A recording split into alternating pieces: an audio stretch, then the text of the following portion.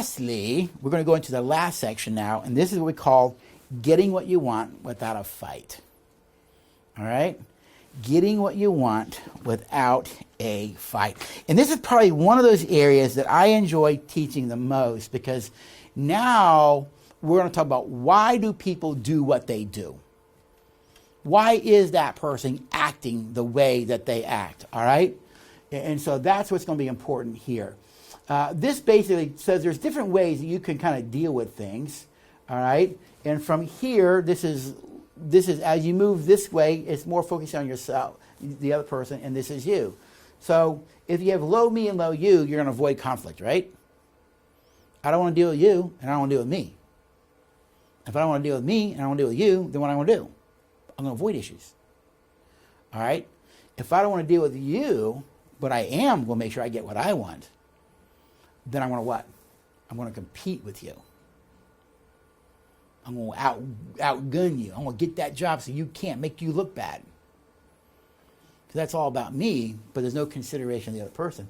But if I'm all about myself, the other person, and I'm not about me, fine, go ahead, do what you want. I'm accommodating. But these people tend to be resentful and bitter over time, because they're not really speaking out for themselves. You see, fine, go ahead. Do what you want, Mallory. Daniel, do what you need to do. I don't care. No, I'm accommodating. I'm not going to make waves. It's actually called placating and appeasing. All right? This is when you're focused more on others, but you don't focus on yourself. But the highest order then is when you're able to accomplish both, and that's collaboration. That's collaboration. You cannot deny who you are, and you must honor who you are, even at work, because you're still a person. And if there's anything I'm going to point out in this section right here, is basically this. You are a person, and you do not check your humanity at the door. And I always say to leaders, just because a person's acting a certain way, does it matter to you why they do what they do? No. You're a manager. It does to me. Because I understand you're still a human. And you have thoughts and feelings. And it comes down to one word, care. Do I care? And if I care, I lead in a very different way. All right? And that's what we're going to kind of take a look at. Compromising, we would argue, is not the greatest, because compromising could affect any one of these. This is the highest order. We collaborate together where I win and you win. All right? So we're going to kind of take a journey into that right now. So if you'll switch that for me. I said earlier that we talk about respect is how you treat someone. How you treat someone. And now I want to give you an understanding of how to work with people and understand why they're doing what they're doing with respect. All right? So let's assume you got an employee that got a bad attitude. They're spewing out, mumbling. The negative energy is affecting other people around them. Because the thing about negative energy is it will affect others around you. You always know it in the room because you can feel it in the room, right? You know when a room is negative, you can feel the negativity, you can also feel the positivity, all right? There's energy in the room. And so if you got a person with negative energy, you can move. We're going to kind of incorporate things from earlier sessions today. You can go to controlling power. You need to stop it and suck it up and get busy. Change your attitude now. Fine. You smile. You leave and you cop an attitude the rest of the day in the bathroom. And when you leave, if it really solved anything, the answer is no. All right? I mean, you could do those things. But I want to give you a different prism, one that I work from. And I think if you catch this, you'll see how this relates not just to work, but also to all of life. All right? And this is, in my way, a respectful way to redirect people and encourage people and support people who are acting in such a way. Because the key is, why are they acting that way? It's not that they're just acting that way. I get that. But where is it coming from? It's not happening in a vacuum. Where is it coming from? All right? So we're going to answer the question, why do they do that? So I want to give you a little conversation right now. And I'm going to move over here and get you to think about something for a minute. Humans, mental health recognizes there's three aspects to our humanity. All right? Humans have a spiritual side. We have a soul, which people refer to the intellectual part of us and our emotional part of us. And you have a physical body. All right? You have a physical body. Food, air, water, and shelter. All three of these have needs. You have spiritual needs. People who are alcoholics, drug addicts, go into a 12-step program. 12-step programs are spiritual programs, all right, to help them develop themselves so they can get out of their addictions, all right? Addictions are best treated through spiritually based programs. We're not talking like Christianity or any other religion. We're talking spirituality here, all right? Have you ever needed information? You needed information and you couldn't find it, right? And the more you looked for it, the more frustrated you became. You been there? And all of a sudden you found what you were looking for, and the moment you found it, it's like your body goes, ah. Here's why. Because whenever a need is not met, you're going to feel a measure of pain. All right? Whenever a need is not met, you feel a measure of pain. But once the need is satisfied, your brain will release chemicals that move you into a feeling of pleasure, satisfaction of the need. All right? Emotional needs and physical needs. So we're going to talk about needs for just a minute in this idea. So I'm going to give you a physical understanding of the power of meeting needs first. Okay, we're understanding needs. So let's say that a person hasn't eaten in 5 days. All right? That would be a need for appetite. It's a biologically based need. So the need for appetite hasn't been met in 5 days. It's a biologically based need. It has to be met, because the thing about needs are all needs must be met and all needs will be met. This is very important. You will get your needs met. So a person hasn't had food, and the need for appetite met in 5 days. When your needs are not met, you move into pain. All pain produces symptomology. So if you haven't eaten in 5 days, your brain starts sending a signal to the body, and it's called a hunger pain, and you will have the symptoms of hunger: dehydration, cramping, all those kinds of things. What your brain is saying is, unmet need for appetite, gotta have food, right? So let's say that a person hasn't eaten in 5 days. There's a unmet biology-based need for appetite. Let's say that I give them a bunch of hamburgers in order to satisfy the need for appetite. Here's the question. Will the hamburgers satisfy the unmet need for appetite? And the answer is yes, it will. Here is the 1,000-foot view. As I begin to eat the hamburgers, when the brain senses the food going in, the brain goes, ah, you're eating something. And in that moment, the brain releases a neurochemical in the brain. It's called dopamine. Dopamine. Dopamine is a neurochemical, when released, produces a pleasurable sensation. So once you eat, your brain releases dopamine. You actually have a mood shift in the pleasure. Stomach fills up. You're no longer hungry. Got it? You moved out of pain into what? Pleasure. So here's a phrase, if you're taking notes. Here it is. The phrase is this: pain pursues pleasure. Your brain is wired to avoid pain and pursue pleasure every single time. If you have a headache, you go do something. Take Tylenol, take aspirin, you rub your head. All of that is your attempt to avoid the headache pain and move away from that pain into pleasure, the absence. Make sense? Your body is designed to avoid pain and pursue pleasure. Now, let's say you haven't eaten in 5 days, and instead of hamburgers, I give you 4 boxes of rat poison to satisfy the need for appetite. All right? So here's the question.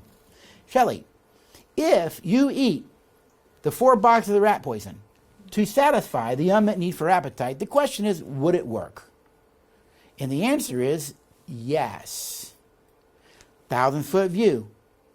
As she begins to eat the rat poison to satisfy the unmet biology-based need for appetite, once the brain senses the rat poison going in, the brain goes, ah, you're eating something. And the brain releases the what? The dopamine gets released either way. She actually, the mood shifts into pleasure. She eats the 4 boxes. Her stomach fills up. She's no longer hungry. She moved out of pain into what? Pleasure, satisfaction, the need. It will work. The problem is, this time her brain comes back to her and goes, hey, Shelley, what did you eat? Because whatever you ate, though it satisfied my need for appetite, whatever you did eat is now causing me more pain. What does pain do? It pursues pleasure. So you go back to your source of pleasure and eat more rat poison. Here's why. Because bad love is still better than negative attention, still better than no attention. You see, the reason that employee is acting that way may not be because it's not in a vacuum. They don't appreciate it. They don't feel respected by you. And that's why they're acting that. But you don't care that they don't feel respected. You just care they're acting that way. So you tell them to shut up and stop it. And they will. But now they feel more disrespected. And that's a pain. That pain will not stay in there. It will act itself out some way because pain always pursues pleasure. Even if that means I quit and you just lost a valuable employee. Because see, it's more pleasurable to leave this painful environment than it is to stay in it. Because the brain will always drive you out of pain into pleasure. This is what addictions are about. This is why people turn to addictions. You see, if I'm in pain and I don't know what to do with the pain, so I turn to alcohol, I turn to drugs, I turn to eating, whatever it is you turn to. Once you turn to those things, your brain's releasing dopamine. But here's the problem with dopamine. Wherever your dopamine is released, you're actually training your brain to go back to that. Did you get that? You train your brain to go back to it. Here's the two things about dopamine is dopamine has no morals or values to it. It's only released around pleasurable things. And secondly, it creates focus. So if what I do is when I'm angry or hurt, I take a lunch break and I go and drink at the bar. Now I feel better, right? I've also training my brain that whenever I'm in pain, go drink alcohol. Because the dopamine is driving me back to it. Because this is where I get my pleasure. And what I'm doing is creating an addiction. Here's a married example of what I'm talking about. I want Luella to listen to me because if she listened to me, I'd feel respected. But she doesn't listen to me, so I feel disrespected. Well, so I start talking louder. Why would I talk louder? Here's why. Because my brain thinks talking louder will get me respect. Get that? And listen to how I word this. The anticipation that talking louder will get me respect is more pleasurable than admitting that she doesn't respect me, which is more what? Painful. So I just keep talking louder. It's rat poison. It won't get you what you want. But it's your brain trying to satisfy and get a need met. All right, so let me give you a list of needs here that have been identified as biologically based, okay? These are biologically based needs. They are in you when you're born. They will be with you till the day you die. You all need comfort. And I've given definitions here. When I get you this PowerPoint, you'll have it. You need comfort. Comfort means to soothe, console, or reassure. All right? Acceptance is favorable reception, receiving another person willingly and unconditionally. We need affection, a tender feeling towards another. Expressing care and closeness through physical touch. We need appreciation, an expression of gratitude, expressing thanks and praise for what another person has accomplished or completed. We need approval. This is formal permission or sanction. You notice I put these in the acronym of CARES up here. C, A to the fifth power, because there's 5 A words, R, E, and the 2 S words. All right? So you can remember it. We need attention, awareness, taking thought of another, entering to another person's world. We need respect, the state of being regarded or esteemed, valuing and regarding another person, how you treating another person with goodwill. That's why I define respect as how you treat people. We need encouragement, the act of giving hope and support to someone. We need security, well-founded confidence. See, a marriage that is not sure that it's going to make it, that's an insecure relationship. Kids who grew up in broken homes aren't sure there's stability there. That's insecurity. Insecurity moves you into pain. Pain pursues what? Pleasure. So these kids go act it out, their pain. And then lastly, support, to uphold or by aid or assistance, coming alongside and gently helping a person with a problem or struggle. All of these needs are hardwired into you when you're born and they're with you till the day you die. These needs must be met and they will be met, just like food, air, water, and shelter. But these also needs do one other thing. When these needs are met, they bond you to people. This is what bonding and attachment is all about. It's about meeting needs. Get that? And so this is why you see in the workplace, the number one place for adultery today is in the workplace. Why? Couples aren't bonding at home. So if I'm not bonding well at home, we're in pain. Pain pursues what? pleasure. So I'm at the water fountain, and there's Sally one day, and her and I are talking to each other, and we start opening up to each other. She's telling me how bad her marriage is. I'm telling her about her marriages, and we're both listening to each other. So we're both giving each other attention, and we're comforting each other. In that moment, we're connecting neurochemically. You can feel it. It's pleasurable. Problem is, it's also rat poison for me. Because though it may feel good, it also creates some problems in my life. That make sense? And we know that these needs are with you because anybody know the age group that has the highest suicide rate than any other age group? It's the elderly, 60 and above. It's not teenagers, it's the elderly. But it makes sense. They're put away in nursing homes. Who comforts them? Where do they get attention? Where do they get acceptance? They don't. And for many of them, they don't think they matter. Because see, when these needs met, you feel loved, you feel valued. When they're not met, you don't feel loved, you feel devalued. And some of them just kill themselves off. Here's why. The brain figures out, remember pain pursues what? Pleasure. The brain figures out it's more pleasurable to be dead than to stay in the pain and alive. Pain always pursues pleasure. It happens in the workplace too. You see, I was doing a training for a John Deere company. One guy says to me, "Oh, I get this. This is all touchy-feely stuff. That's what this is. This is all touchy-feely." He says, "We're engineers in this room." I said, "Excuse me?" He said, "We're engineers. You need to know that." Well, I'm respectful, but I believe in what I teach. And I said, "Can I tell you what I'm thinking?" Asking permission. He said, "Sure." I said, "Do you want to be do you want to be an engineer who has a heart, or do you want to be an engineer who's heartless?" And the room was quiet. He goes, "Oh, I get it." Yeah. See, he wants to use the fact he's an engineer as proof that he doesn't have to treat people respectfully and care about how they are emotionally. I go, you can be an engineer. I want you to be an engineer. You don't want me to be one. How's that bridge look? It feels good to me. And it'll collapse. An engineer knows whether it's good, right? They don't want to go by feelings. You want them. But that doesn't write off their ability to be respectful and kind either. That makes sense? And so these needs must be met, and they will be, and they're playing themselves out every single day in the workplace. So when you have an employee who's doing something and acting out a certain way, you've got to care. Let me give you an example. Give me the next one real quick. I'll use an intimate relationship example. I'll give you a married example real quick. Let's say there's a woman nagging, all right? Men hate nagging, all right? And so what happens is when women are nagging, men are complaining. Now, both are problematic, all right? So there's Luella, she's nagging, and I'm complaining. But what I don't realize is this.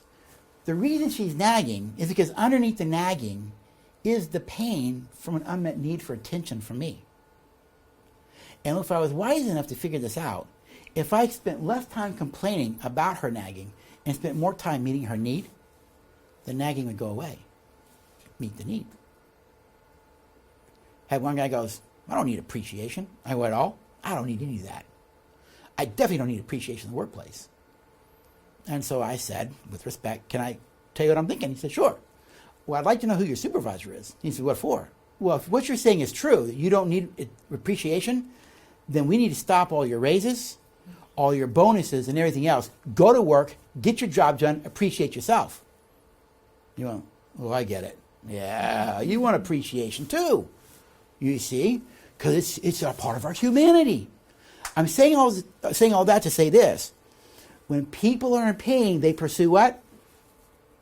Pleasure. Give me my next slide for me. All right, pain pursues pleasure. So the more the people are in pain, this is how they're going to be. Guarded, unsettled, distrusting, addiction set in. They tend to be more sick. All right, sad, selfish. They're less productive and agitated because they're in pain. Pain from other needs, emotional needs. But if we meet needs, we connect to their where? Heart. Remember we said managers are only about information. Leaders also concern how you feel. They think about how you feel. They connect to your heart. They inspire you. People who are in pleasure, they're open and sharing, they're close, they're peaceful, they're trusting, they're caring, they're giving, and they're more productive. I say all that to say this. As we think about how to develop people, if we think about how to understand teams and develop them, you can't write off their humanity. They're people. and know that person, the person's acting in a certain way, but rather than just discipline and say, hey, come in, Mom, for a minute. What's going on? It's like my brother Don did. What's going on? It's like I do. What's this about? Well, I don't feel appreciated. What is it we do that make, well, I did this, this, and this, and you did that, that, and that meant to you that we don't appreciate you? Yes. Well, I'm sorry I sent that message. That takes courage on my part. I'm not giving in to them. I'm sorry I sent that message. That's not the message I want to send. You see? After that exchange, he feels valued and appreciated because I took time to listen, right? And he walks out of there. We're connected, and I got a better employee again.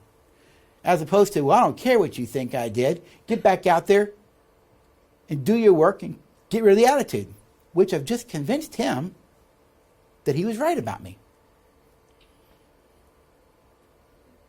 That make sense? And so all of this is to say, when you develop people, don't deny their humanity. Pain pursues pleasure every single time. And people act or they act, and it's not out of a vacuum. It's motivated by something. It's motivated by pain. Pain of unmet needs. All right, then, let's go into our third section.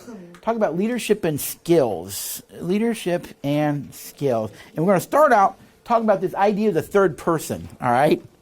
And the third person, I'm just going to tell you, is self-awareness. That part of our brain that kind of sits back and watches yourself. You all have it.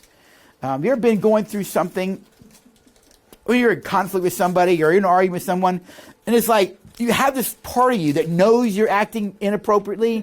You have this part of you that knows what you're doing is destructive, and it's like you're yelling or screaming or whatever you're doing, being manipulative or whatever it is you're doing, and this party goes, this isn't right, you should be doing this, but you don't listen to it anyways. That's the third person I'm talking about, right? It's this part of our being that says, hey, wait a minute, right? Self-awareness is a way for us to explore our individual personalities, our value systems, our beliefs, our natural inclinations, and tendencies. Because we are all different in the way we react to things, learn and synthesize information, it is helpful to occasionally spend time in self-reflection to gain better insight into ourselves. And so self-awareness is crucial. All right? Self-awareness is having a clear perception of your personality, including your strengths and weaknesses. Do you know your strengths and weaknesses?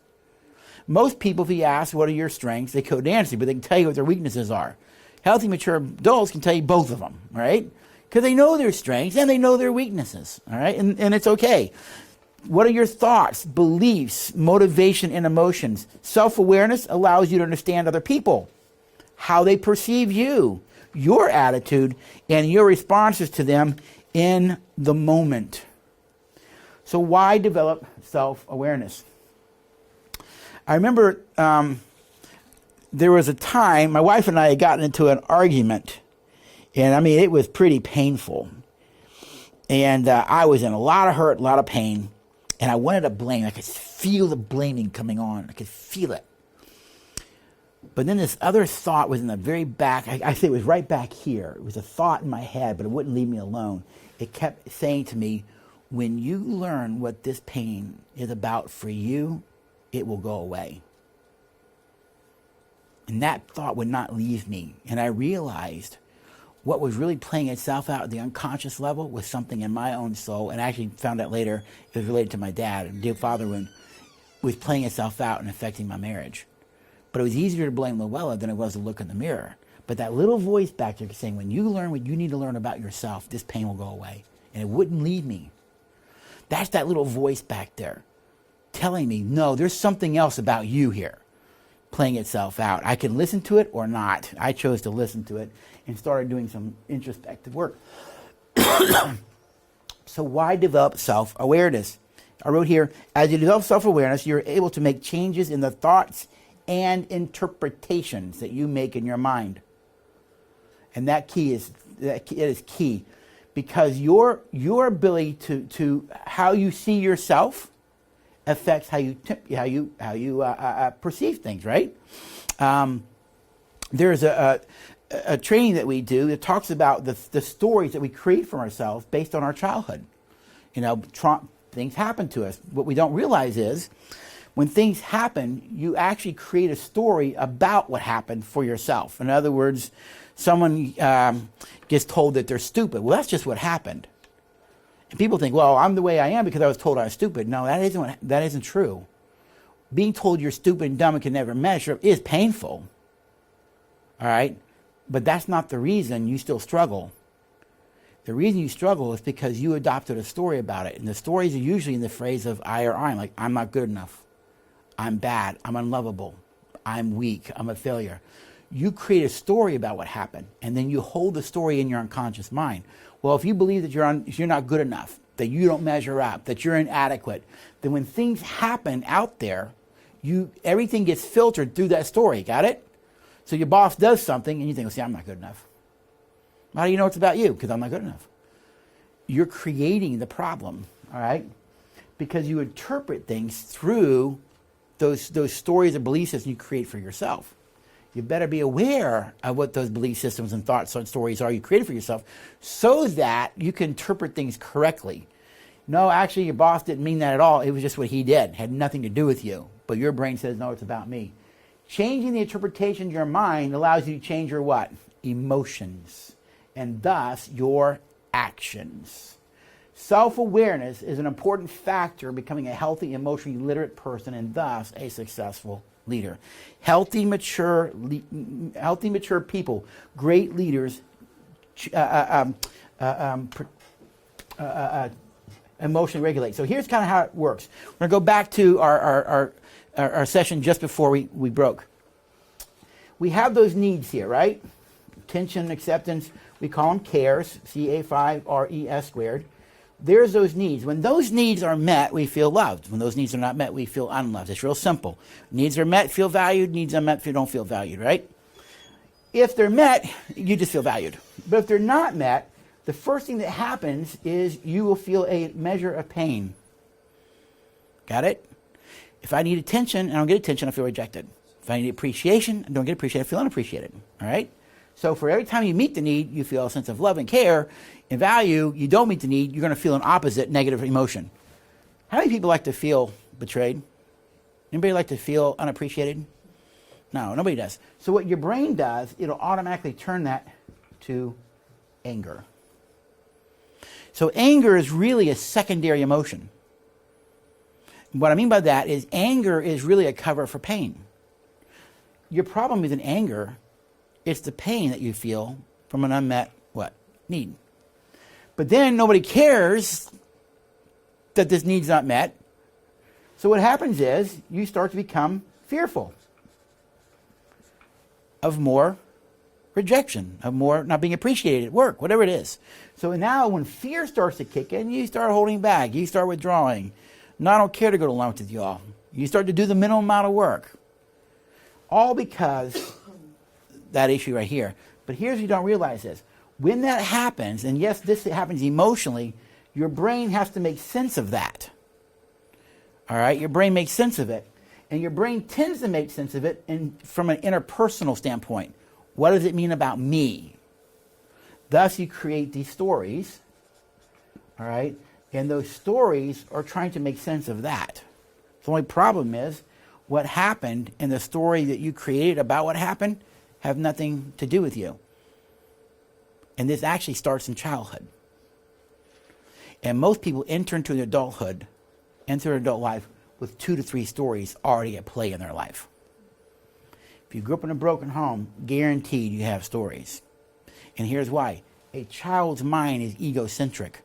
So when mom or dad do something in the child's brain before the age of 12, that child thinks it's about them. When mom and dad divorced, what was wrong with me? Why couldn't I hold them together? I failed, you see? Why did dad do that? Why did mom do that? Well, because I'm not good enough. And what happens is, you never question the reality that what happened to you, whether it really had anything to do with the story you told yourself. And then you take that story into your adult life and you start playing it out in the workplace. See how it works? And then once this starts getting played itself out in the workplace, you have dysfunctional work teams. And if you have a whole bunch of dysfunctional people, in a business, you don't have a dysfunctional business. All right? And that is why self-awareness is so important, is because you can begin to track back, what is this going on here? What do I need to figure out within myself? See, it's easier to blame. Infants, children, and adolescents have a real good time blaming people. Adults take responsibility. All right? So, it says here, having self-awareness allows you to understand where your thoughts and emotions are leading you. It also allows you to understand the controls of your thoughts, emotions, behaviors, and personality, so you can make changes. If I'm not aware of it, I can't do anything about it, right? If it's still unconscious to me, I can't do anything about it. Until you are aware in the moment, and that's important.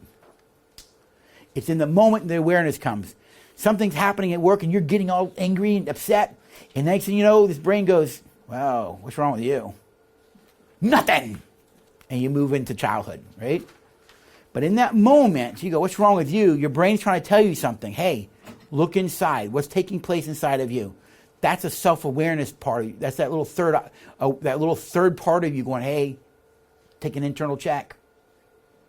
Take an internal check. All right? And until you're aware in the moment of the controls of your thoughts and emotions, etc., you will have difficulty making the change in your life that lead to maturity and healthy leadership skills. Tao Tzu said it this way, knowing others is wisdom. Listen to this quote. Knowing others is wisdom. Knowing yourself is enlightenment. I like that. Knowing others is wisdom. Knowing yourself is enlightenment.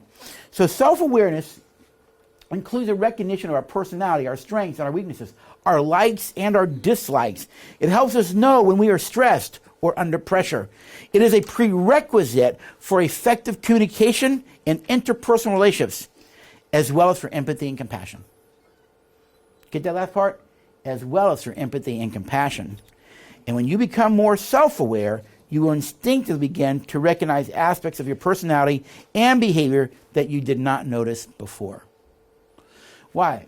Because I'm teachable now. I'm open to information.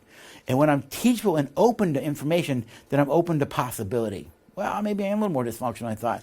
Maybe I am creating more problems here in the workplace than I realize. I remember I told you about my one boss who treated me disrespectfully. I noticed a few months later that when they would mistreat me, I had this uncanny passive-aggressive way of pushing back. And I was doing it for quite a while, but one day I remember doing it and I was aware of it. And I thought, ooh, this is just as dysfunctional. You see, because I thought, well, if you want to slap me up front, I'll just slap you from behind the head. That was my way, it's flight response. I'll do it this way, right? And when I realized I was doing it, I stopped it. And that didn't mean they changed, but I stopped being reactive back. All right? But I remember the day when it happened. I was aware I was doing it, and I went, this isn't healthy, this isn't mature, it's immature. I'm being no different than them. I don't want to be like them, I want to be better. And I became very aware of it. And in that moment, I could actually start to change it, all right? So I wrote here, if you're having feelings of anger, frustration, you notice many of the thoughts and small triggers that build up towards those emotions. All right? You also notice moments when you can change the interpretations in your mind. You know, we keep going back to this idea of interpretations. The way you think something is doesn't mean it's the way that it is. Did you get that? One of the problems with the culture today, the culture makes its decisions based on feelings. Feelings. As if feelings somehow define what truth is. And I'm here to submit to you, there is a truth outside of you, apart from how you feel. But the culture doesn't want to hear that. No, my truth is how I feel. That would be true in terms of your truth. But that doesn't mean it's true in terms of outside of you in reality. Let me give you an example. I had a lady come to me, and we were talking about her issues and how it's affecting work and her family and that kind of stuff. And she said, I said, what do you think it is? She said, well, I know what it is. I said, what? She goes, I've always felt stupid.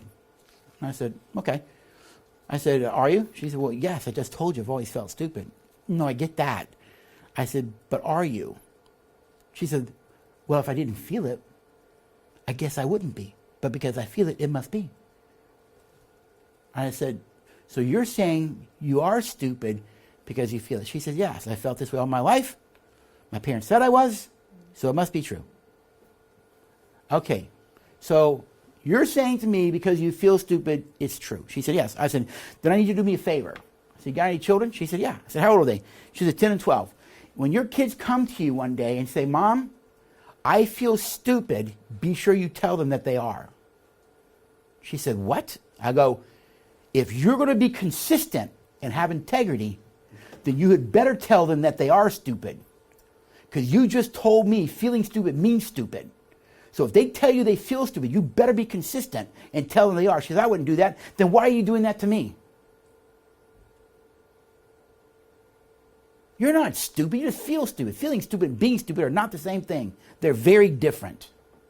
Right? The self-awareness person will come to that realization. The person without it won't, and they'll keep acting out of that stupid thinking as if they mean the same thing. No. Because you feel ugly doesn't mean you are ugly. All right? All right. So this takes us then to the idea of responding or reacting. If a physician prescribes medicine, think of it this way. If a physician takes his book and prescribes medication, he'll ask you, are you responding or are you reacting to the medication, right? Now, if he's asking you, are you responding to the medication, that's positive. In other words, is the medication working, right? If you say, well, no, I'm not responding to it, I'm what? Reacting. I mean, something's not working. You're getting something negative back, right? And it's the same way in relationships. All right, go ahead. Self-awareness allows us to respond. See, here's, in our break, I showed the picture of the brain. Think of it this way. Healthy, mature people operate out of the higher order thinking brain. Thus, they're controlling their emotions. Thus, they have the ability to respond. That's thoughtful. People who are immature don't move to the higher order thinking brain. They make decisions out of the emotional lower energy brain. Thus, they what? React. Self-awareness allows us to respond to situations, circumstances, rather than react. Healthy leaders respond to situations. They take a deep breath. They're thoughtful. They think it through, and then they make a decision. All right? The others just react to things. There's no thinking to it. Responding is always, listen, from a position of self-control and rational thought. It's always, it's just a higher order brain. I always say people who respond are healthy, mature people. People who react aren't there yet. Now, we're not talking about reacting when you're about to get hit by an 18-wheeler. That you want that part of your brain working in life and death situations. So we need that part of that low brain working, but you've got to be able to control that part when it comes to relationships. All right? So next, leadership in the third person. So the third person is that part of you that has the ability to watch what you're doing and get you to question your actions, your feelings, and your thoughts. It is the part of you that has the ability to be objective. And if you listen to it, you can become a responder rather than a reactor. And I'm assuming as you're listening that you know what I'm talking about. Because there's been situations where you're doing and acting in a certain way, and there's a little voice in your head that goes, don't do that. This is not healthy. This is destructive. And you didn't pay attention to it. But it told you, don't do this. But you did it anyways because you wanted to go with your low brain energy.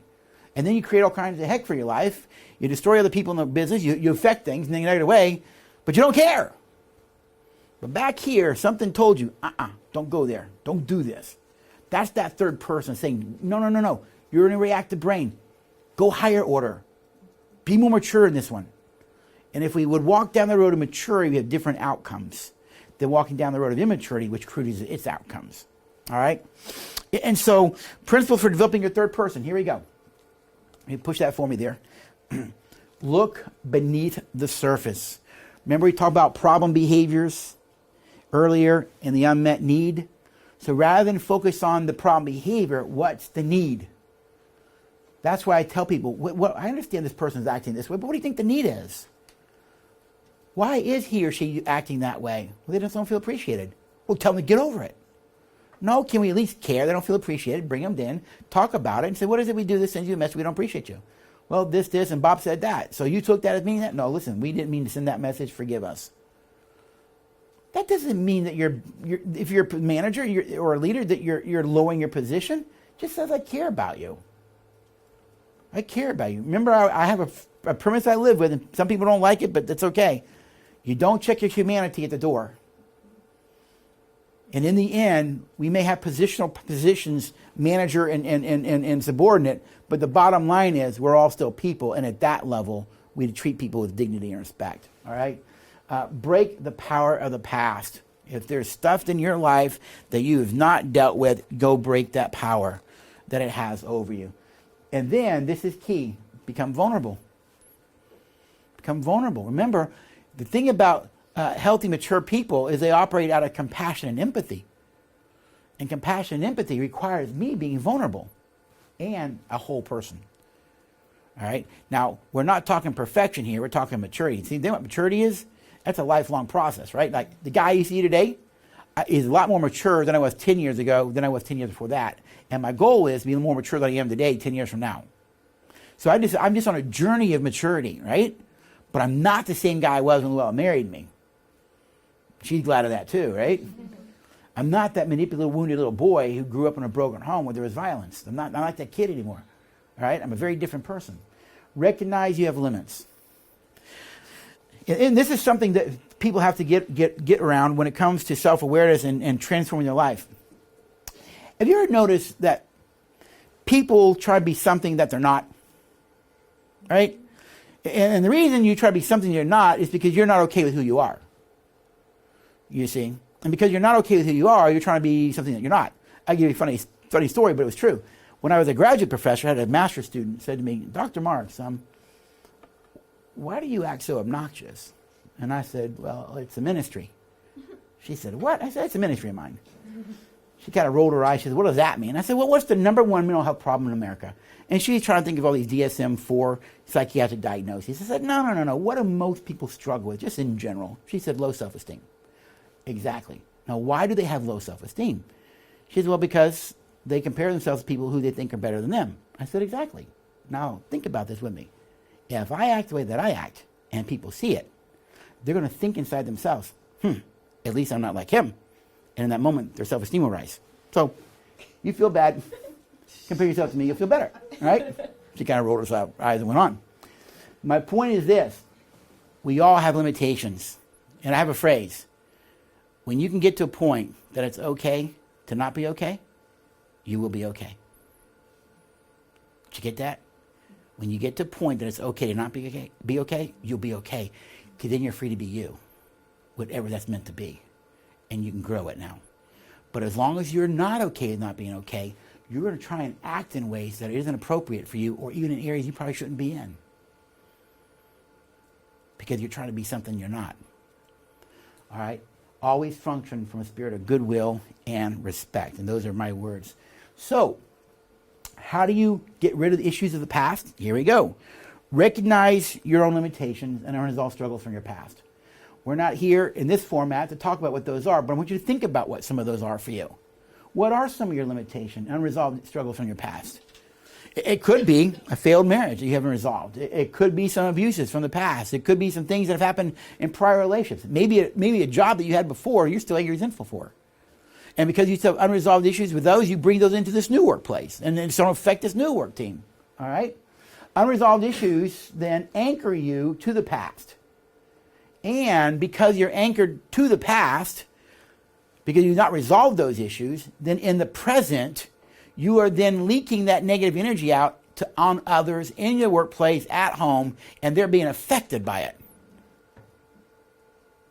And so if you got to figure what those are, and then you got to realize, wait a minute, then this unresolved stuff is actually playing itself out right here, right now in this room. And yes, it is. And it always will. Then you got to let go of the anchor to the past. And I argue the key way to do that, which is a whole other conversation, but that's what forgiveness is for. Forgiveness is meant for your freedom. It's meant for your freedom, so you can let go of those things and live fully in the present. See, here's the thing. Most people today don't live fully in the present, which is where joy and peace actually exist. Those things exist in the present. But to the degree that you're robbed of joy and peace and a fulfilled life, it's because you're hanging on to anger, resentment, and pain, or fear and insecurities. Well, as long as you hang on to anger, resentment, and pain, which are issues of the past, or fear and insecurities, which are about issues of tomorrow, guess what you're robbed of? Right here, right now.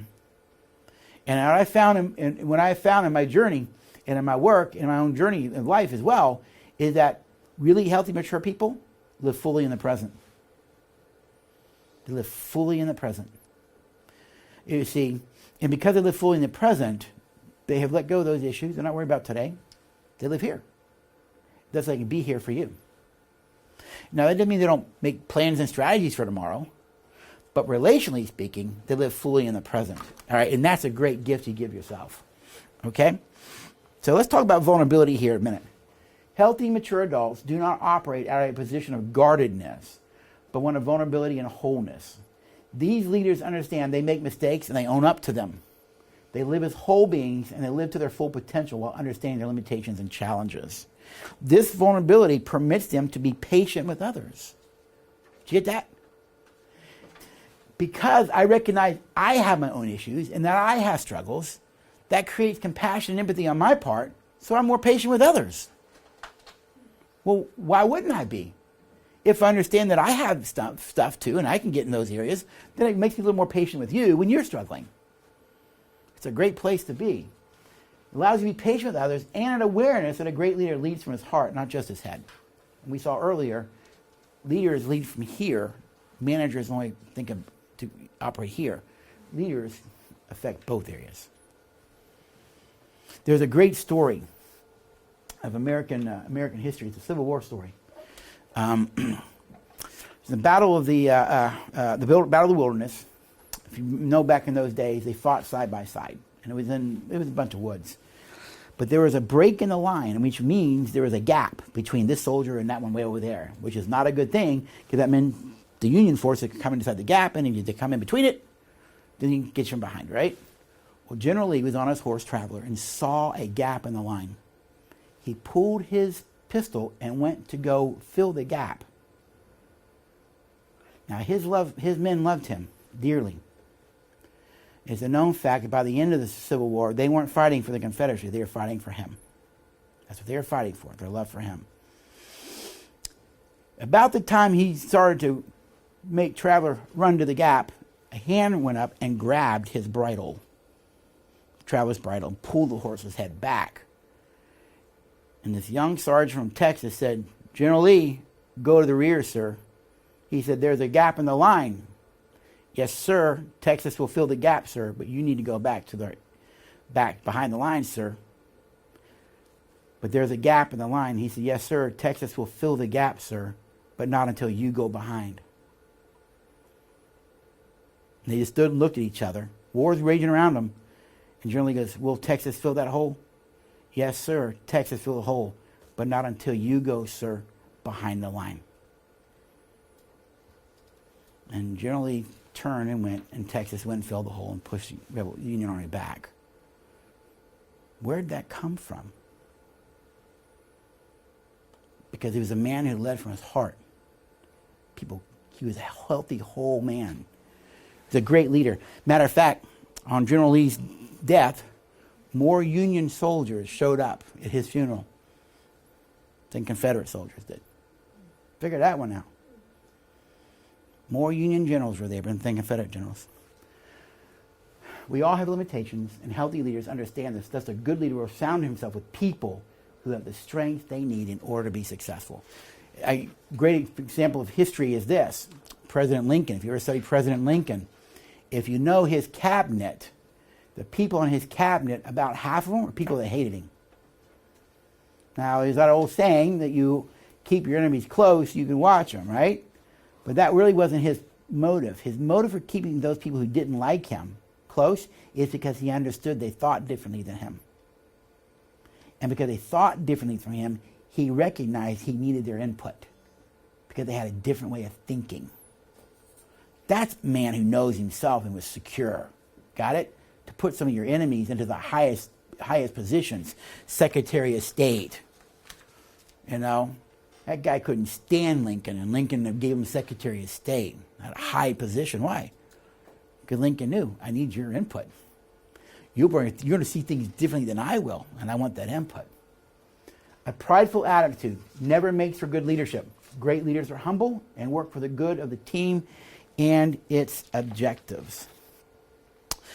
Back here to goodwill and respect. Listening to the third person will always keep us focused on treating others with goodwill and being respectful. And let me say something about goodwill and respect. I refer a lot to it, but I really do live by it. But I also believe it takes a lot of maturity to get to that point. I had great teachers in my life, one being a rabbi and his wife, who really imparted into me a lot of knowledge and information. But goodwill, whenever you do something, goodwill means I have your best intentions at heart. And if you're doing things that doesn't have a person's best intentions at heart, that's ill will. And it's also disrespectful. But I've learned if you treat people with goodwill and respect, they'll always feel valued by you, and you will get a return. Or is that old parable? The old parable from old says, "You will sow what you reap. Will you reap what you sow?" So if you want to sow discord, don't complain if you get discord back. You see, but when you sow this into people's lives, you will reap it back. You will reap it back. All right. I wrote here, listening to the third person will always keep us focused on treating others with goodwill and being respectful. It means we want to treat others the way we desire to be treated. It means we recognize that to operate in ill will only hurts others.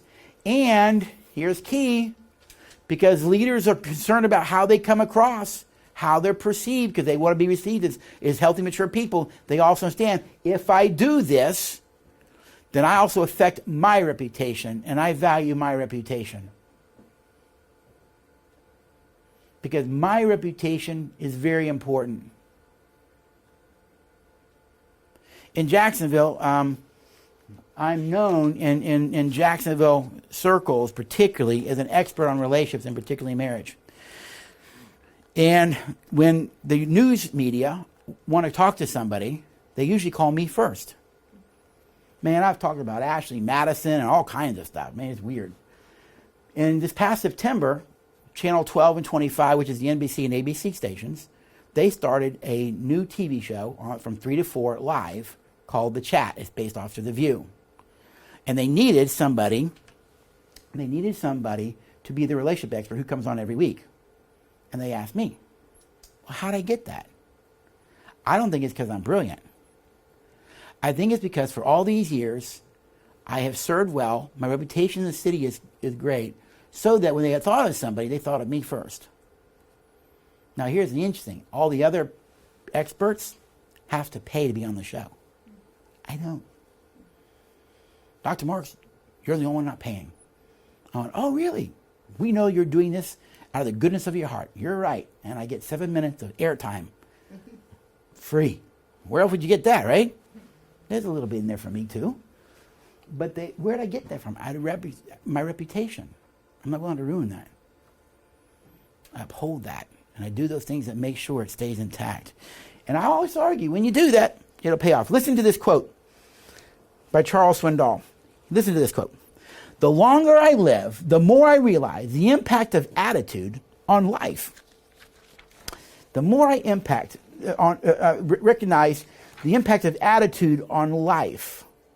You see, I'm going to read the rest of this in a minute here. The more I live, the more I recognize the impact of attitude on life. We're about to jump into attitude here in a minute. But go back and think about a healthy, mature person, right? They're always keeping in check their attitudes. My attitude can affect my reputation, can it not? Sure it can. Well, he's a guy, he's got a what? Bad attitude. Bad attitude. You ever been around those kind of people? So what's your reputation now? Oh, I know him. He's the one with the bad attitude. I always told my kids, if you want to walk around with an attitude, feel free, but you understand you're defining yourself a certain way. Don't complain about what happens, because you control ultimately how you come across. You can't control what people think of you, but you can control how you come across. That's what I have power over. All right. So here's some tips to help you. Do something different to help you remember. In other words, if you're not being self-aware, those old people take rubber bands and pop themselves, whatever you need to do, just do something to remind you, all right, to remind you about self-awareness. If you're doing something and you're coming across a certain way, Another would work this way. Let's say I realize that sometimes I may be maybe a certain way, and I don't want to be that way, but I'm not aware when I'm in it, right? So I might say, Shelly, I want to give you permission to do something. She goes, what's that, Rick? I go, whenever you see me or think that I'm being this way, I'm giving you permission to tell me. Really? Yeah. Why? Because sometimes I'm not sure when I'm in it. So I'm giving permission to tell me, so when you tell me, I'll do an internal check and check it out. That's healthy. I gave my wife permission to do that with me many years ago in some areas of my life. That makes sense? Why? Because I knew I wasn't sure when I was doing it. I'm passionate about what I do, but sometimes in my passion in teaching, I talk fast, but I'm not aware when I'm talking fast. So I will tell them, if I talk fast, you just tell me. It's okay. I'm not bothered by it because I'm not aware of it when I'm doing it. That makes sense? Even though I try to be, sometimes I'm not. So next, stay focused on changing. That requires thoughtfulness, and that requires caring enough to want to change those parts of yourself. All right? So, and then this is create a GABA block. Now let me help you understand a GABA block by coming over here for a minute.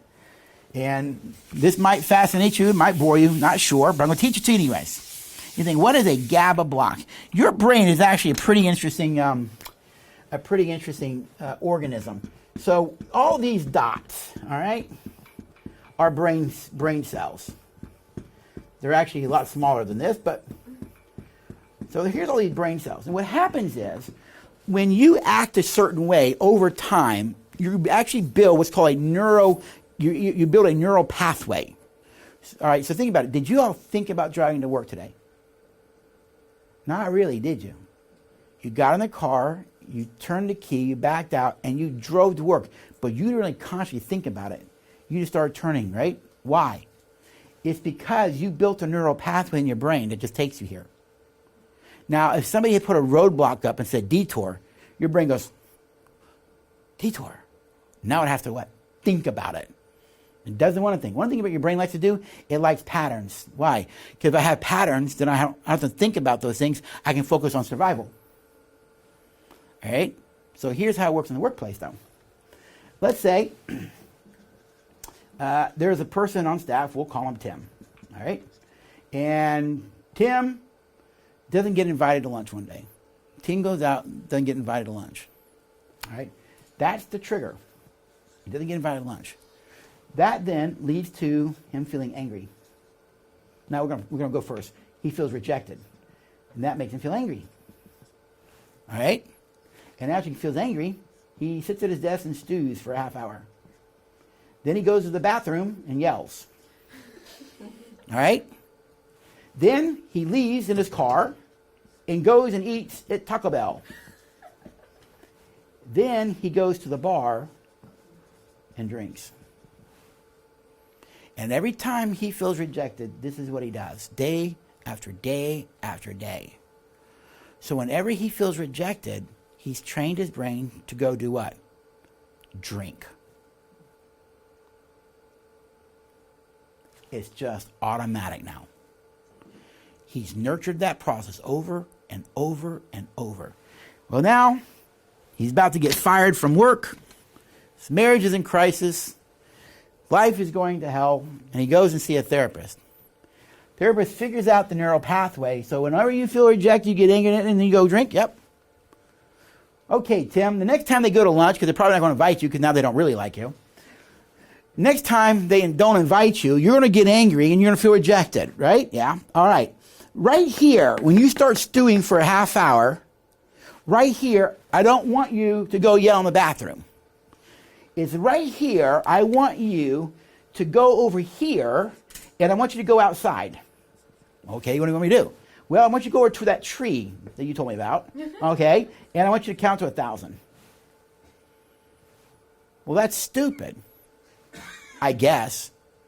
Isn't that better than going and getting drunk? Well, yeah. Now, you can tell my example being a little absurd, but here's what's going to happen. And this is interesting. 40 days. If he makes himself do this over 40 days, his brain figures out, oh, you don't want to go to the bathroom and yell. You want to go outside. And in that moment, the brain puts, looky here, the brain puts a roadblock right there. It's a neurochemical inhibitor called, we'll call it GABA. It's actually gamma-aminobutyric acid, but just known as GABA. Once GABA comes in and helps you stop that pattern, this becomes the new one. And now he's counting all the time, which is more healthy and more mature. So when we say put a GABA roadblock up, if you will find a different way to deal with whatever it is, and you keep that process going, your brain will eventually help you neurochemically. But it has to be conscious and focused on your part before your brain will step in and do that for you. And each time you go, okay, I counted, but now I'm going back to drink, you just went back to the old pattern. And now you're reinforcing the old pattern. You got to stop it. You got it? This is why people, like I just started going to gym and working out. All right? I had back surgery. So, okay, 53, time to get working out. 5 o'clock in the morning, my trainer wants me there. And guess what I do? I go, and I go, and I go. You know what I find out? I didn't go this morning because I'm not in Jacksonville. Guess what time I woke up? 4:45. I trained my body to start waking up early. I thought, this really stinks, don't it? Okay? That's what I mean by create a neural pathway. Why? Because in doing so, you're creating a new way of being. All right? So now, let's talk about this next part about leadership and attitude. All right? Here's the definition of attitude. Manner, disposition, feeling, position, etc. with regard to a person or thing, a tendency or orientation, especially of the mind, a negative attitude or group attitudes. Lou Holtz said it this way. Ability is what you're capable of doing. Listen to what Lou Holtz said. Ability is what you're capable of doing. Motivation determines what you do. Attitude determines how well you do it. I like that quote. Ability is what you're capable of doing. Motivation determines what you do, but attitude determines how well you actually do it. Here's this whole quote by Swindoll I want to tell you earlier now. The longer I live, the more I realize the impact of attitude on life. Attitude to me is more important than facts. It is more important than the past, than education, than money, than circumstances, than failures, than success, than what other people think or say or do. It is more important than appearance, gift, or skill. It will make or break a company, a church, or a home. The remarkable thing is we have a choice every day regarding the attitude we will embrace for that day. We cannot change our past. We cannot change the fact that people will act in a certain way. We cannot change the inevitable. The only thing we can do is play on the string we have, and that is our attitude. I am convinced that life is 10% what happens to me and 90% how I react to it. And so it is with you. We are in charge of our attitudes. When I go around and people are like, well, how are you doing? I always tell people, I say, I'm relaxed. And people go, oh, I wish I was. I go, you can be. Choose it. People think that I'm being flippant. I'm not. When you learn to live fully in the present, you learn to be relaxed. You learn to not be bothered by things you can't control. That old Serenity Prayer thing, right? They teach recovery programs. You learn not to be bothered by those things. You learn to let go and forgive the things that have happened. Why? I'm not going to live that way.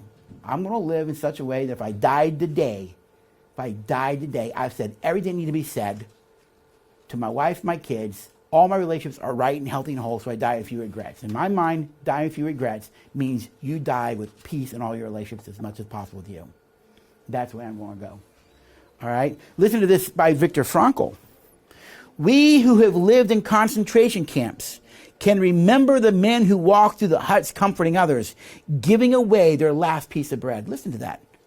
Viktor Frankl was a great psychologist. He was also a victim of Auschwitz. We who have lived in concentration camps can remember the men who walked through the huts comforting others, giving away their last piece of bread. They may have been few in number, but they offer sufficient proof that everything can be taken from a man but one thing: the last of human freedoms, to choose one's attitude in any given set of circumstances, to choose one's own way. Think about it. And people lose attitude because they're in a car jam today. Or they lose attitude because they didn't get a raise or something. And yet people living in far greater positions have far greater attitude and far more horrible stuff than we do. Your attitude, next it says, determines your altitude. So how high do you want to fly? Here it says attitude is more than knowledge. Leadership is not just about position, knowledge, ability. It's also about attitude. Attitudes are really the multipliers of performance. It's the multiplier performance, because your attitude determines not only what you do, but how much you do it and how well you do it. While skills and knowledge are necessary to perform a job successfully, it is the attitude that determines the level of excellence in a job. You've probably seen where a person who had tremendous skills and knowledge but had poor attitudes did not succeed in the job. And you probably have seen where someone with mediocre skills and knowledge but a great attitude excel in the job. Why is that? It's attitude. It's attitude. I would rather be around people who knew little and had great attitudes than people who knew a lot and had poor attitudes. Because I can train the others, right? I can teach the others. I can develop them. But the ones with poor attitudes aren't teachable. All right? So what are the effects of attitude? Now, what we're about to talk about is maturity as well. All right? So this is important. So if you're a healthy leader, it means you have a healthy attitude. But healthy attitudes really are a result of people who are healthy and mature. So what is a healthy, mature person? All right? So we're going to define that by talking about what an immature and insecure person looks like and what a mature and secure person looks like. All right? People who are immature and insecure are driven by impulses, low brain energy. We talked about that. Urges and appetites. They don't think about it. They just do it. Kind of like that over there. Fine. Don't take me to lunch. Oh. That's an immature, insecure person. Mature and secure people are self-controlled in spite of how they feel. They're self-controlled because they have self-awareness. Immature people and insecure people give no thought to consequences for one's actions. So they're destructive, they do things, they don't care about the results of what they're doing because they don't think about it. But mature and secure people, they take into account and understand that their actions have consequences. What I do here has ripple effects. And they think about it. Why? Because remember, adults operate out of compassion and empathy. Compassion and empathy means, hey, if I do this, what's the effect on others? They stop and think that through. Immature and insecure people don't. Immature and insecure people they take responsibility. They shift blame and expect others to be responsible, where these people take responsibility for their actions and the consequences. And the consequences. I'm working with a couple right now. And I won't say what he did, but what he did was pretty horrendous. And it took a lot for me to take the case. But I did it as a gift to his pastor. And I'm meeting with him Wednesday and Thursday. But what he did, he's actually taking responsibility for all the effects. And he understands he has no relationship to his daughter or his grandkids ever again. That relationship is over. It's done. He lost it by his actions. And he's okay with it. Because he understands that's the cost of what I did. I go, you're right, it is. I was proud of him for saying that. Wasn't blaming anybody. Wasn't upset about it. He goes, nope. That when I did what I did all those years, I lost that right to her and any grandkids in the future. I said, you're right. Now it's playing itself out. He said, will I ever? I said, I have no idea. That's been your daughter. But if you don't complain about it. You earned this. But you and your wife can grow beyond it if you want. So I told him I'd help him. Immature and insecure, self-centered and use other people. Mature and secure people are able to live beyond themselves to serve others. Next. Immature and insecure, they're driven and anxious. These people live at peace and are at rest. Why? They got a great attitude. They got a great attitude. Over here, immature and insecure people strive to get acclaim and still need to prove their value. Hey, they accept themselves, positives and negatives, right? They know their strengths and they know their weaknesses, right? They live in confidence of their value as a person. And this is done through religion, healthy self-talk, whatever they use. Immature and insecure people are constantly comparing and envying and coveting. Where here, mature people live a life of contentment. Attitude is powerful.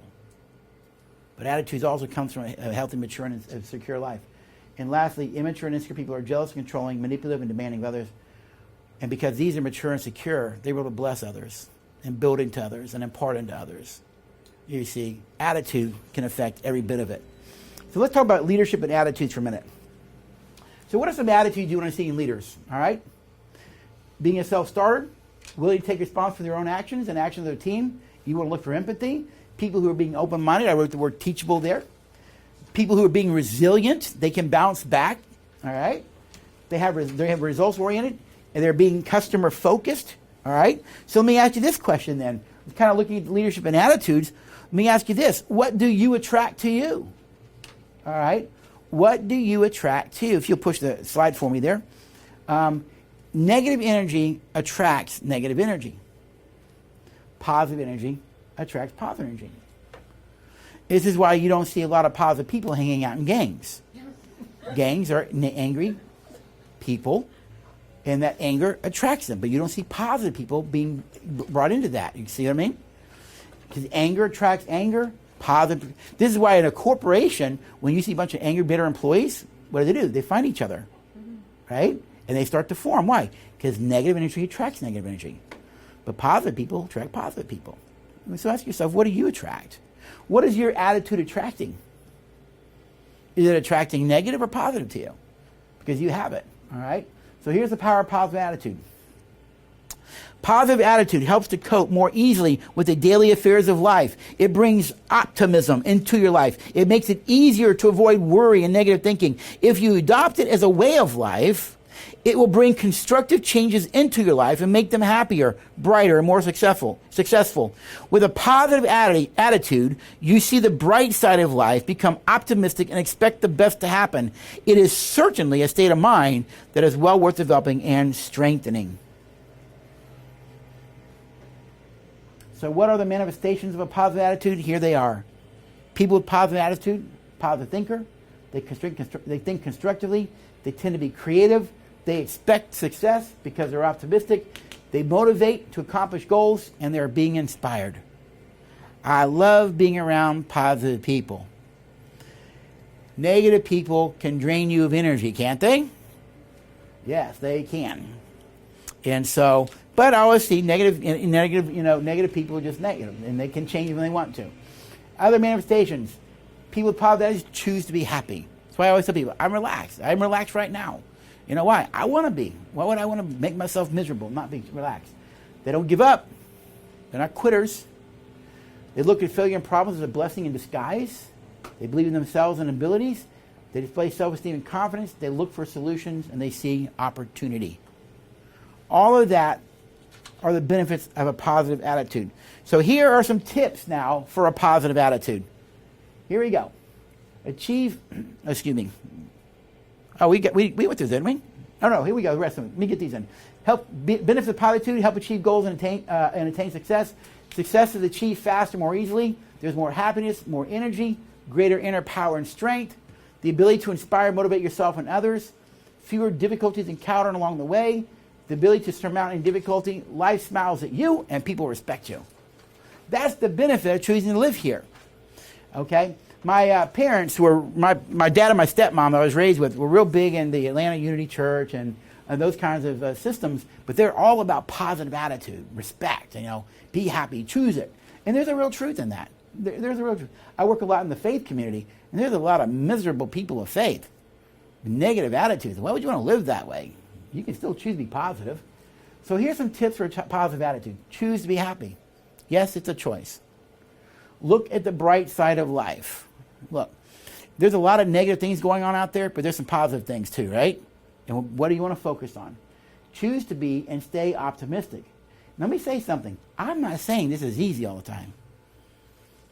There's some things that have happened in my life or going on in my life that have not been happy circumstances. But in the midst of it, you got to find a way to stay happy. Find reasons to smile more often. Have faith in yourself. Contemplate upon the futility of negative thinking and worries. Okay, so if I want to stay in negativity, what's that really going to do for me? What's the end result going to be? I get to be miserable. And I was going to tell you something. I've learned this as a psychologist. Some people like being miserable. Pain pursues what? Pleasure. Do you understand it's the same principle? As long as they get to be miserable and be a victim, there's more pleasure in that because it's more scarier and more painful to take responsibility. So I'll just stay being a victim because there's still more pleasure in it. Sick, but it's pain and pleasure. Associate yourself with happy people. All right? Read inspiring stories and quotes. Repeat affirmations that inspire and motivate you. Visualize only what you want to happen, and learn to master your thoughts. We teach in our work about this little voice that sits back in the back of your head. We call it the it. It sits back here, and it watches life. See, most people don't engage life. What they do is they watch life.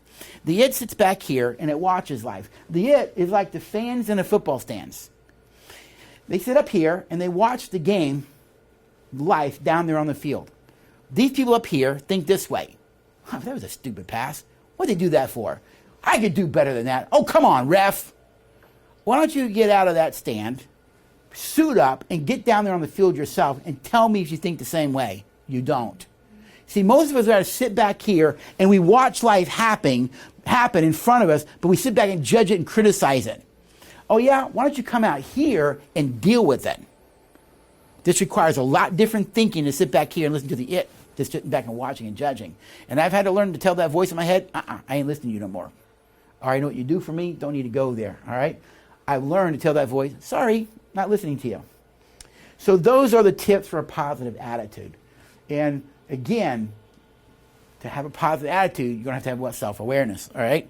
Now we're going to move and talk about how to calmly not choke the difficult person into submission. We've all had that difficult person, right? In the business, on the team, you just want to go, right? That kind of thing. So here's some types of difficult people here. You have those constant interrupters out there. You have people go on and on and on and on and on. You know what I'm talking about? You go on and on. You have snobs. You have bossy people and bossy coworkers.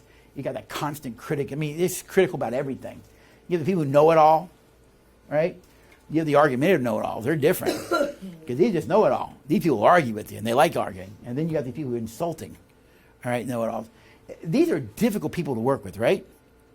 And again, if you try and engage these people, like that old phrase, don't engage a fool in their folly, when you start engaging these people, you become a fool. Because they're not healthy, mature people. They're immature people, all right? So here's the trick for these kinds of people. Here it is. Go ahead, put it up for me. Remember DTIP. Don't take it personal. The only thing you have to do is not take their stuff personal. What happens with immature people is you start to personalize their stuff. It ain't about you. It's just them. And don't take what they do personal. That requires skill. So you need to have self-regulation, all right? And self-regulation is required. So let's talk about self-regulation. We've actually talked about it a little bit here. We're going to go for it in a little bit more. So we talked about the stress response at the lunch break. Now we're going to cover here. Your brain gets triggered 1/2000 second into that low brain energy. When you do, you go into fight, flight, or freeze response. If you get triggered into the fight response, your brain gives you adrenaline. If you're sitting down, that adrenaline your brain's giving you is going to pull you up, and the fight response looks like this. This is usually what you see people. Shut up! You don't know what you're talking about. You're just as dumb. Why don't you get the policy book and look for yourself? Because what your brain is actually saying is, I'm feeling threatened by you. Because this is what low brain energy is. Low brain energy, fight, flight, and freeze, is a stress response of this animal part of your brain.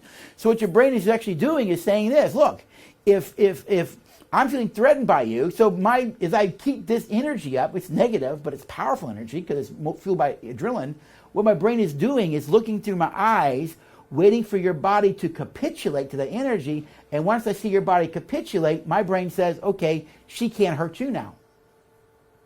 And I back away because I feel safe. But I just destroyed my coworker and our relationship and affected the team in a negative way. But that's okay. I feel safe. You see what I mean? It's destructive. The flight response is when your brain goes, I ain't getting into this. So usually you get adrenaline, but the adrenaline is to help you run from the problem. And so usually you see things like this. Oh, fine.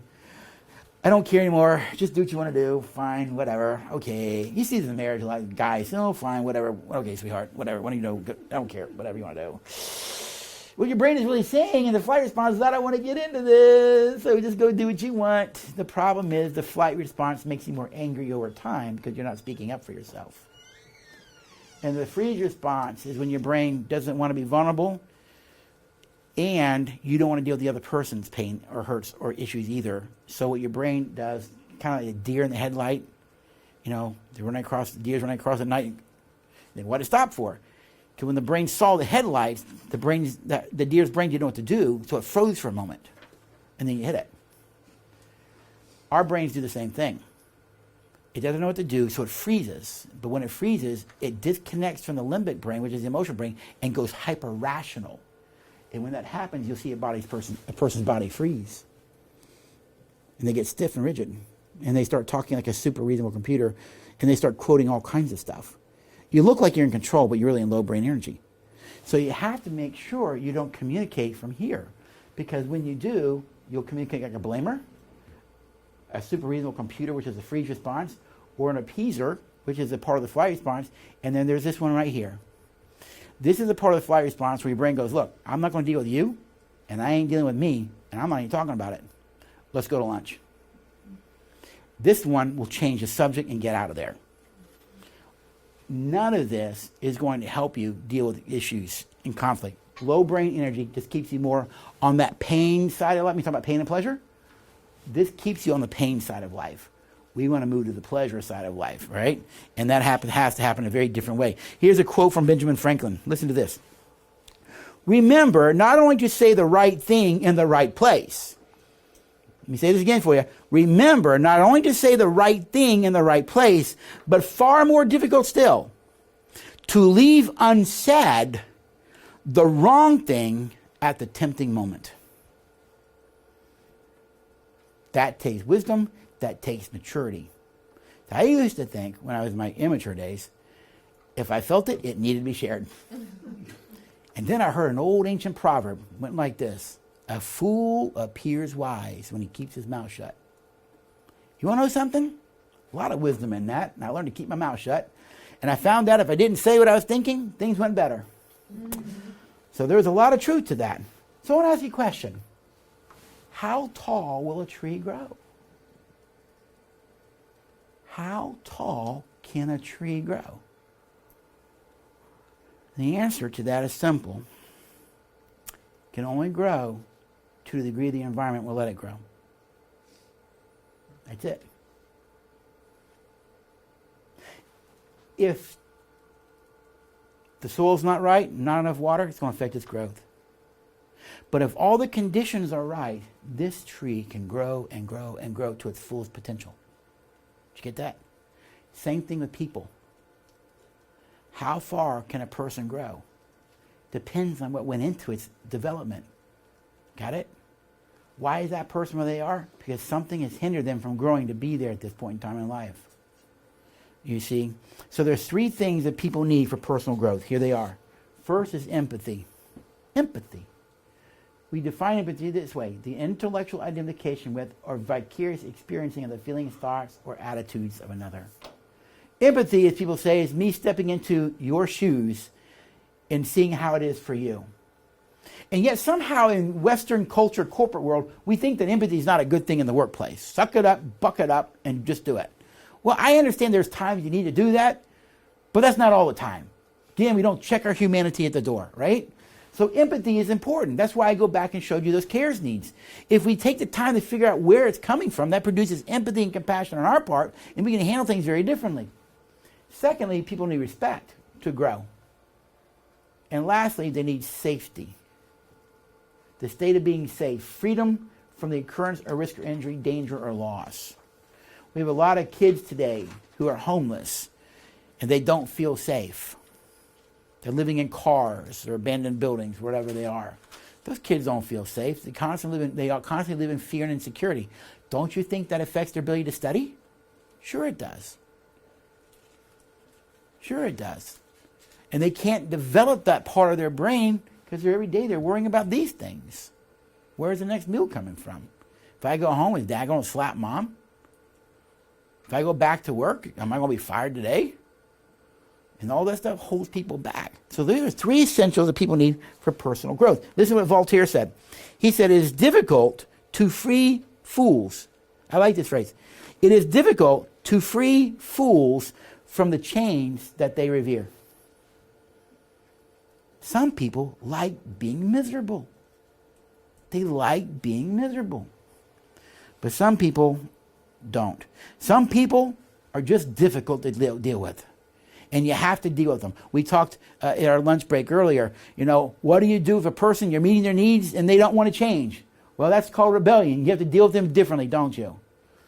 It's those kinds of people got to sit down and say, listen, we tried this, you're still doing this. This is what's expected of you from this day forward. I mean, at some point, this is a business, and you got to be professional. So here's what you're expected of you. If you don't want to do this, you're free to go. It's your choice, but basically here it is, all right? And at some point, you have to do that. So getting out of an argument. Wrote here, a public argument will not enhance your reputation. Did you get that? Argue in public will not enhance your reputation. As soon as you are reasonable enough to realize that you are in the midst of a dust-up, get yourself out of it. Forget about winning or losing the argument. Forget about who is right. Forget everything except that you will always look like a loser for arguing in front of others. Don't go there, especially these difficult people, because they'll draw you into it. It takes a mature person to sit back and go, I'm not joining this dance with you, all right? And on your way out of the argument, do what you can to help the other person save face. Everyone will feel better if you do. A lot of wisdom in that, isn't there? So, how do you handle these difficult conversations, all right? We call these decisive dialogues, all right? You could do it through fight, flight, and freeze, which is all low brain energy. We've already seen that's not going to work, right? So this is not the healthy way. So what is a decisive dialogue? It is a dialogue between two people where emotions are charged and the potential cost to the individuals are high. The opinions are different and both seek to win their own agenda.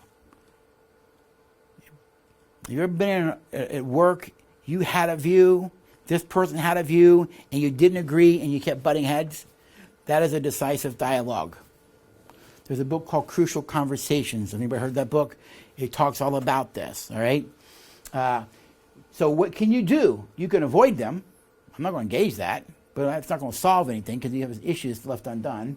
You can acknowledge them and handle them in healthy ways, all right? Or you can acknowledge them and handle them in unhealthy ways. So we're going to kind of give you a way to handle them that you might find might be a little more important. All right, so let's talk about them. First one, start with your motives. What is it about you? What's your motivation to engage in this kind of a dialogue? All right. What do you want? What are your beliefs? All right. Work on yourself first. And then once you understand what it is you're trying to do, then we say what's in what we call the pool of shared meaning. And the pool of shared meaning essentially is this. That person and myself, though we're approaching something different, there's something we both want, right? That's similar. We want that sale. All right? We want to fix that issue for that customer. We want to have different ways of how to do it, but that's the pool of shared meaning. This is the higher order. We're still trying to help that customer. We're trying to get that sale. Don't lose sight of the pool of shared meaning. What happens is you start trying to figure out your way to get what you want. But what you both want is something same, all right? The pool of shared meaning is the birthplace of synergy. Not only do the pool of shared meaning help individuals make better choices, but because then all in the group are focused on the shared meaning, the solution is accepted by the group. Or as Samuel Butler put it, he that complies against his will is of his own opinion still.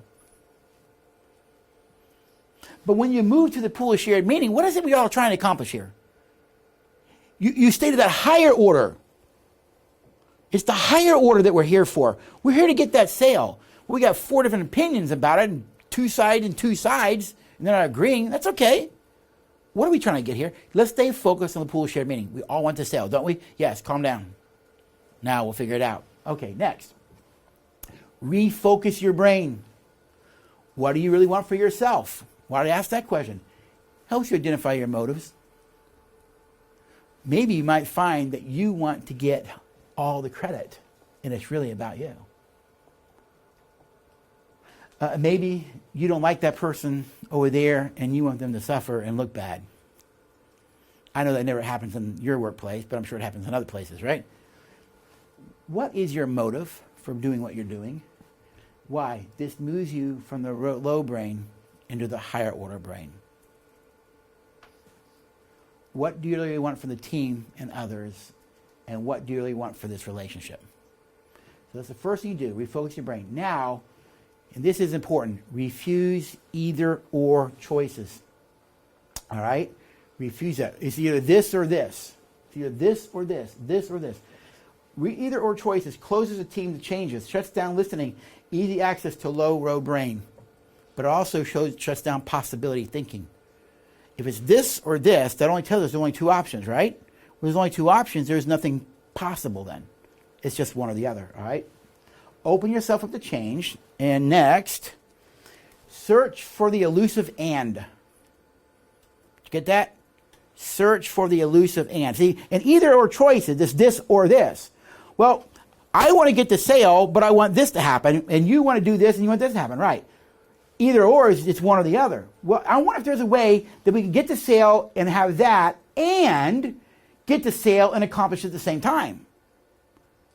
Wait a minute. That opens up possibility in the brain. That tells your brain that you can think a little differently, right? So you always look for the elusive and. What do I want? What do I not want? And combine the two with and. Is there a way to tell a peer your real concerns and not be insulting or offensive? Well, see, if I tell them, I'll be insulting. That's why I don't tell them. But they're offensive. I know, but I can't tell them. Hear it, this or this. If I tell them, I'll be insulting and hurt their feelings. But if I don't tell them, I'm going to hate them more. Is there a way you can tell them and not be insulting? Hear the and? Well, yes, I guess there is. The and brings in options. The and brings in possibility. That's why I say always look for the elusive and. Is there a way to tell your spouse or child what you really think about their behavior and do it in a way that's caring? Yes. Because once you insert in the elusive and get rid of the word or, possibility opens up for you. You can deal with people like that. So the focus of decisive dialogues are these. Stay focused on content and not intent. Stay focused on content. Mutual purpose. Remember the shared meaning, pool of shared meaning. Stay focused on what you both have in common. We both want the sale. Great. We both love working here. Great. Stay focused on those things. Mutual respect. Again, how you treat someone. Without respect, people only focus on what is missing, the lack of respect. Did you get that? Without respect, people are going to focus on what's not there, which is the lack of respect. It doesn't matter how much you know, how smart you are. Once there's lack of respect, that's all they're going to focus on. All right? So, play the role of third person. So there's you, there's others, and there's you. That's the self-managing by watching and listening to you and others. The self-managing you is constantly watching for the pool of shared meaning and ensuring the conversation is free from making me right and others wrong by my actions and words. In short, the third person who is self-managing is ensuring humility and integrity within all words and actions. There's a level of detachment that is important here. In order to do this well, you have to not take things personal. You have to detach a little bit. And that's okay. Because I don't want to get drawn into that negative energy, because then I personalize it. And when I can detach a little bit, I get a little bit of a different perspective, right? Because I'm not in that low brain energy. I can state my needs, the team's needs, etc., and then detach from forcing and manipulating the situation. The power of the third person. So here's some things to tell yourself.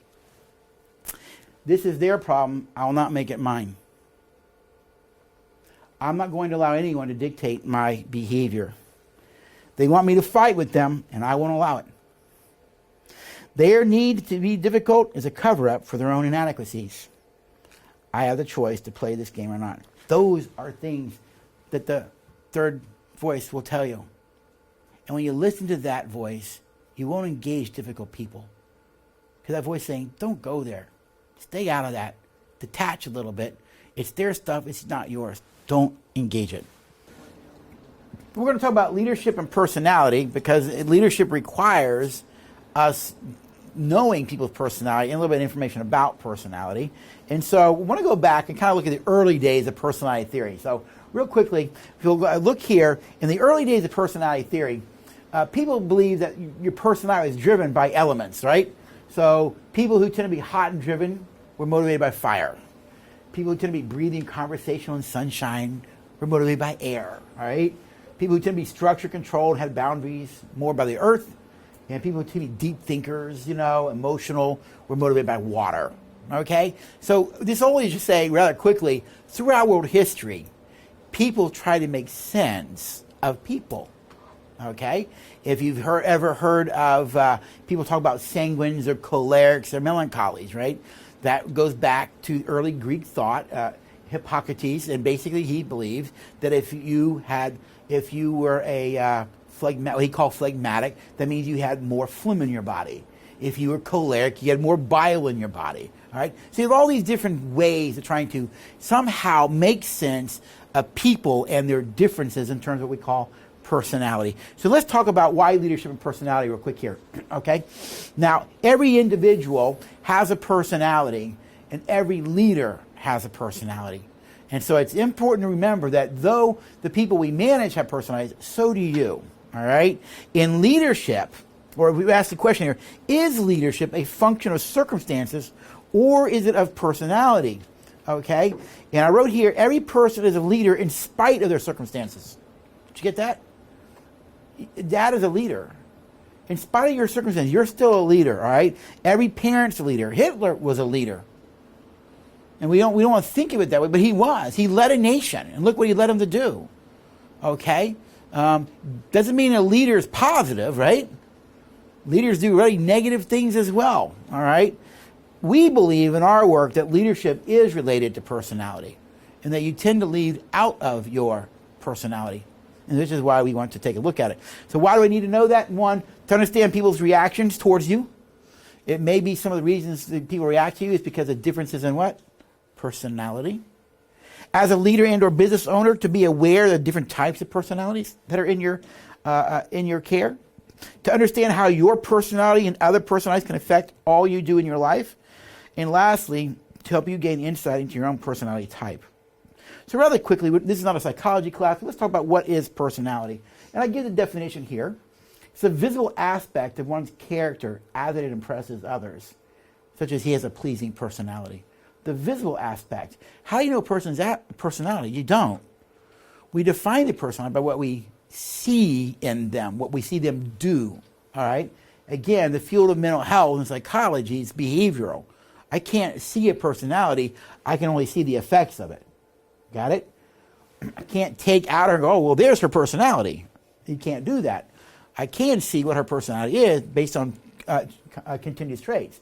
As a person, as an embodiment of a collection of qualities, he's a curious personality. Psychology defines it this way. The sum total of the physical, mental, emotional, and social characteristics of an individual. That's kind of a big way to say something. All right? The organized pattern. Now, the key word, organized. Now, we all have patterns of behavior, but some of our patterns are more organized. I might do things that are random, right? If me go to the gym, it used to be random. It's not as random right now, but it used to be, right? It wasn't part of who I was, right? But there are certain things about me that are just organized. When I see things, I tend to make jokes, all right? I tend to be very relational. I'm emotional, all right? I'm very loyal to a fault at times, but those are my organized patterns. That's who I am, all right? The organized pattern behavioral characteristics of the individual. Another one is the quality of being a person. That's why I come back and go, we don't check our humanity at the door. Everybody that walks in this door and goes to work every day is still a what? A person. The existence as a self-conscious human being, personal identity. And lastly, you have the definition that says the essential character of a person. You notice all of these say somewhat the same thing, and they have little nuanced differences to them. So we're going to talk about the link between personality and leadership. This is done in a study by Harder, Schmidt, and Hayes in 2002, and there's 5 important findings that they found between the link between leadership and personality. The first is this. The personalities of managers directly influence employee satisfaction. Remember I said earlier in the first section that people don't leave their jobs. They leave their managers. This gets to it. The personalities of managers directly influence employee satisfaction. All right? When employee satisfaction is high, positive business outcomes result, which makes sense, right? When employee satisfaction is low, negative business outcomes result. The link between leadership and performance is mediated by staff morale. This is important. The link between leadership and performance is mediated by staff morale. All right? And I believe that you as a leader directly influence staff morale. And lastly, I wrote here, people don't quit organizations, they quit their boss. All right, now the research is showing that. We're going to talk a little bit about here are some different ways we kind of categorize personality. All right, Norman Schwarzkopf, great American general who led the first Persian Gulf War. Here's what he said He said this: leadership is a potent combination of strategy and character. But if you must be without one, now listen to this. Leadership is a potent combination of strategy and character. But if you must be without one, be without strategy. Did you get that? He's saying the greatest attribute of great leaders isn't their strategy. In the end, it's their character, integrity. We're going to go all the way back to the very first lesson and talk about the traits of great leaders. He's saying those things in the end will matter more than any strategy that you have. All right? So every personality type is going to fall into one of these two categories: extroversion or introversion. We're going to take a look at those because some people tend to see extroverts as being a better thing to be than introverts, right? Oh, they're just introvert. They're an extrovert. And what people don't realize is extroversion and introversion has nothing to do with one's good or one bad. It has to do with energy. Extroverts are energized and build energy by being around people. If you put an introvert in a group of people that are extroverts, or just any group of people, they're drained of energy. They're energized by being over there around a few people or by themselves.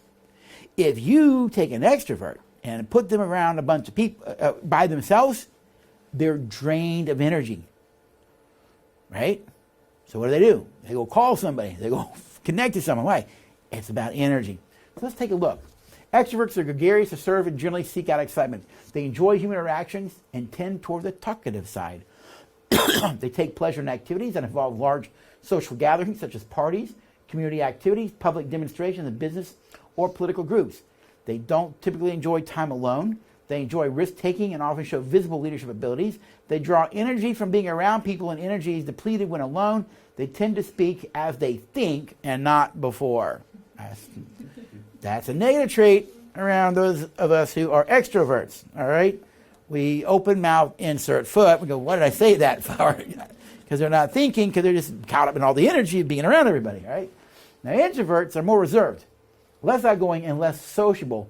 They're not asocial. That's the mistake here. People think, wow, they're introvert, means they're somehow antisocial or asocial. No, they're not. They just like being alone. They want to be around fewer people, all right? They tend to have smaller groups of friends in comparison to extroverts. They tend to be low-key individuals, less spontaneous, more passive, take pleasure in solitary activities such as reading, writing, watching movies, etc. They like to enjoy time alone. They do enjoy interaction with close friends and family. So to say that introverts don't have relationships, they do. It's just a fewer group.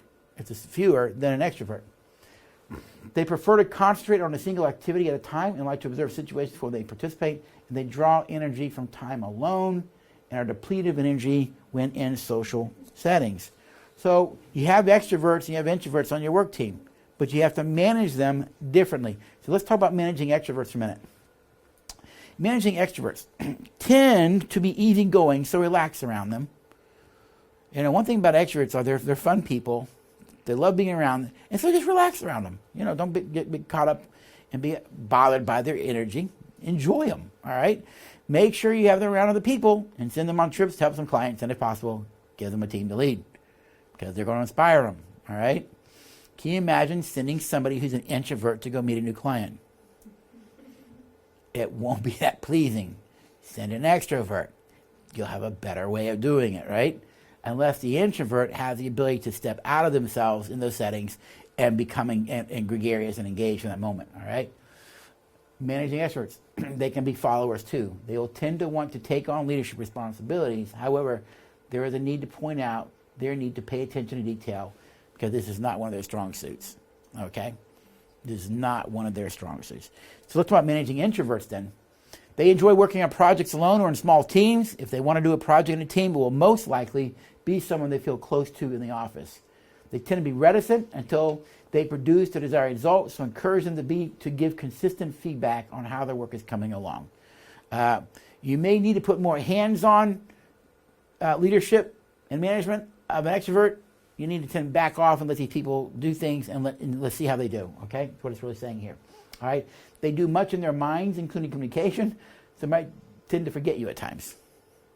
All right, more analytical, so more time to think about decisions. You know, people come in for counseling and all kinds of different things to see me, and one of the things I do is I watch people and get a sense of how they process information. And so when someone goes, I ask them a question, they sit there. And I'm not sure how to read that, right? And I don't assume. I go, are you thinking about the answer, or are you just ignoring it? Or are you wishing you were at McDonald's or something? No, I'm thinking about the answer. Okay, then I'll wait. Then I get insight into how they process information. And, you know, the wife says, see, he never talks. There you go. I go, you don't give him a chance to talk. That's what I've been telling her, Doc. You know, I'm thinking about it. Oh, come on. I just come up with the answers. Yeah, because you don't ever shut up. You're an extrovert. Calm down. This person hears it, processes it, forms it, then says it. People like me, we just, blot it out right there, right? And so once you understand that there's those differences there, things become much more enjoyable for everybody. So there's many different ways to talk about personality, all right, and classify them. There's the old model I told you about earlier by Hippocrates, whether you're choleric. There is the DISC test. Have you ever heard of the DISC test? High D, I, S, and C. You're a dominant. So there's many different ways. This is just another way of doing it from a psychologist. He basically has 4 primary personality styles. He called them the analytical, the driver, the amiable, expressive, and he used animals to kind of define that. An owl is analytical, an eagle is a driver. The dove tends to be more amiable, and a peacock is expressive. What do peacocks do? Put those feathers out there. Notice me. I'm here. Okay.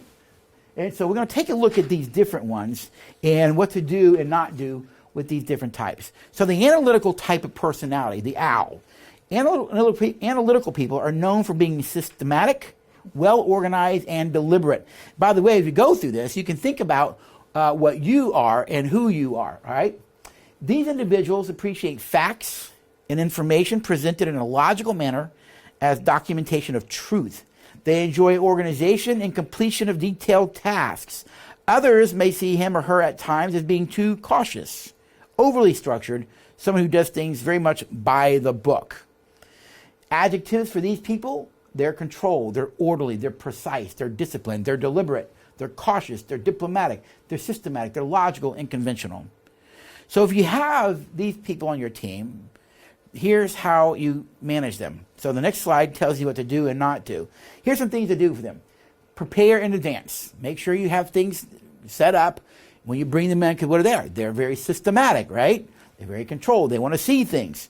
Be accurate, because if you're not, they'll point it out to you, because they are. Be direct. If people like me drive these people crazy, they go, just get to the point, right? I do a lot of TV now, but back when I started on television, going on a TV show, it was on one many years ago when I was a professor, and I got done, and when the host of the show went from this set over to that set, he popped me on the knee and says, you psychologists need to learn to speak in sound bites. I'm like, well, dude, I'm not one of you, But I've learned how to speak in sound bites because I've done enough of it now. All right? Be direct. List pros and cons. Present specifics. Be persistent. And use timetables for actions. And lastly, provide tangible evidence for them. Now, here's some things you don't do with these kinds of folks in the workplace. Don't be disorganized or messy. Don't be informal, casual, or loud. Don't rush decision making. Don't fail to follow through. Don't waste time. Don't leave things to chance. Don't threaten or control these people. Use opinions. Don't use opinion as evidence, because these people will go show you the facts because they're that analytical. They'll go research it. And if you're not an analytical leader, personality, they're going to show you up. All right? I've had that happen before. I'm like, oops, be quiet. And don't be manipulative. Well, I'm the boss. You just, oh, fine. You want me to help you or not? Boss. You see? So when you're dealing with these people in the workplace, there's some things to be thinking of, but here's some things you don't do with these folks. Next, let's talk about people who are driven, these drivers. They're eagles, all right? Eagles thrive on the thrill of the challenge and the internal motivation to succeed. Drivers are practical folks who focus on getting results. They can do a lot in a very short time. They usually talk fast, direct, and to the point. They're often viewed as decisive, direct, and pragmatic. Adjectives here for these people: they're action-oriented, they're decisive, they're problem solvers, they're direct, they're assertive, they're demanding, they're risk-takers, they're forceful, they're competitive, independent, determined, and they are results-oriented. You need these people on your team as well. Can you imagine a bunch of owls on a team? Boy, what would that be like? They're all just trying to figure each other out and talking all the time, right? You need to have one of these people on it. Okay, guys, we got the information. We got to go do something. So you put these people in there to get those people to start doing something, right? So here's some things what to do and not do with these driver types. With the drivers, be specific and brief with them. Stick to business. Be prepared. Present facts clearly. Ask them what questions, not why questions. You know, what should we do? What do you think about this? Provide alternative solutions for them and take issue with facts, not with feelings. Well, I don't feel that way. They don't care. This is what it says. They will show you. Don't ramble or waste time with these people. Don't be disorganized or messy. Don't leave loopholes or be unclear. Don't ask rhetorical questions. Well, what if? They're going to go, I don't live in the what ifs, boss. What if doesn't happen? If it happens, we'll get there. But until that happens, there is no what if. It's only right now. All right? Don't make decisions for them if you don't have to, and don't be directive. You want to encourage these people, say, hey, would you mind doing this? All right? As opposed to, you need to do this. All right? So there's some ideas of how to deal with drivers, these eagle types. Next, the amiable peoples, like Little Dove. They're dependable, loyal, and easygoing. They like things that are non-threatening and friendly. They hate dealing with impersonal details and cold, hard facts. They're usually quick to reach a decision, often described as a warm person and sensitive to feelings of others, but at the same time find it hard to make decisions. Adjectives here: patient, loyal, sympathetic, team person, relaxed, mature, supportive, stable, considerate, empathetic, persevering, trusting, and congenial. This is who I am. You put us on a team with a bunch of doves and owls. I mean, the other two, the owls and the eagles. We come along and go, hey, let's lighten up a little bit now. Okay, how y'all feeling? We drive them crazy, right? But you need them in there because they set a relational tone, right? They set a relational tone for the team. Too many owls and eagles, it's going to be too much work and kind of cold, all right? You need these people on a team. So here are some things to do and not do with them. Do start with a personal comment. Hey, how are you doing today? How's things been? Man, it's good to see you. How was your evening? Because these are very relational people. Do show interest in them as people. Do listen and be responsive quickly. Be casual and non-threatening. Ask how questions. Well, how do you think I ought to do this? How do you think that is? All right. Provide assurances, because though they're very relational, they also tend to be a lot of insecurity. All right. So give assurances and don't be patronizing to them. All right. Or do be patronizing. Take time to listen to them. All right. Do those things. Here's some things. Don't rush into business. I'm the type of person, if I come to you for the first time, if you just start talking about business, I will deflect it. Well, just tell me about how you are. How long have you been doing? You've been doing this? I go right to the relational part. That's just who I am. You know, to an owl, drive them crazy, or an eagle particularly, right? Drive them crazy. All right? Don't stick to business constantly. Don't force them to respond. Don't be demanding. Don't debate facts and figures. And don't be abrupt. All right? You want these people on your team because they bring a different level to the team. They bring loyalty. They actually bring some passion to it as well. All right. And lastly, expressives, the peacocks. These are the people, when they walk in, everybody knows they walked in, right? You know those kind of people? The life, there you go, life of the party, right? My wife has my kids, my kids are all adults now. She says, I have all my kids pegged, and it's really true. My oldest, he'll walk into a room, look around, and go sit right over there. But you don't know. Madison's going to walk into a room. She'll look around, find her group, and go to the group. Jesse walks in and goes, okay, I'm here. We can start the party. And that's all three of them. Right? They're very different. This is him. They're very outgoing and enthusiastic, high energy level. And these are the people that make going to work fun. They make being on a team fun, right? They're going to motivate you. Go, go, go, go. Don't expect them to get too much involved, though, but they're great cheerleaders, right? They're also great idea generators, but you usually don't have the ability to see the idea through to completion. We're really great at coming up with stuff, but don't expect them to follow through on it, right? They enjoy helping others and are particularly fond of socializing. Expressives are usually slow to reach a decision because they tend to be more emotional driven, relational driven. Often thought of as a talker, overly dramatic, impulsive, and manipulative. So adjectives here: verbal, motivating, enthusiastic, convincing, impulsive, influential, charming, confident, dramatic, optimistic, and animated. So you need these people on your work teams, don't you?